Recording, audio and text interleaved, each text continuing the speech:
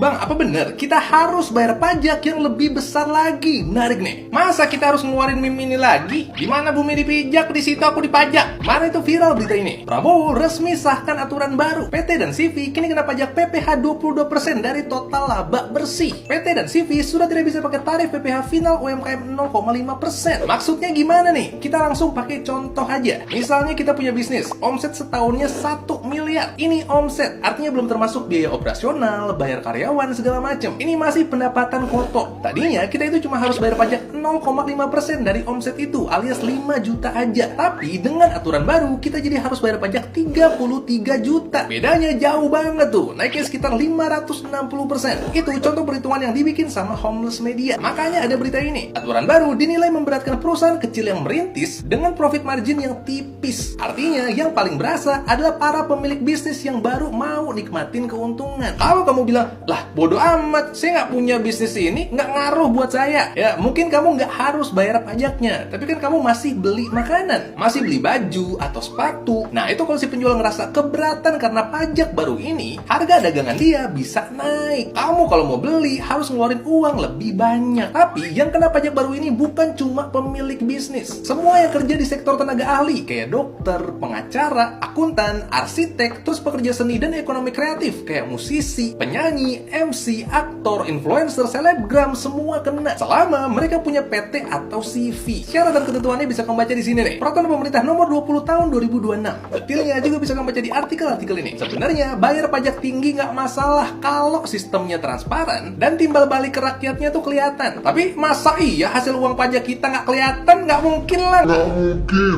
Netizen komen, lo yang capek bisnis, belum lagi suap sana sini, dipalak 22%. Ini ternyata memang negeri iuran. Biaya hidupnya ditopang 80% dari iuran rakyat. Pejabat dan wakil rakyatnya ikut iuran? Tidak. Mereka ditanggung APBN. Kalau menurut kamu gimana? Saya mau dengar pendapat kamu.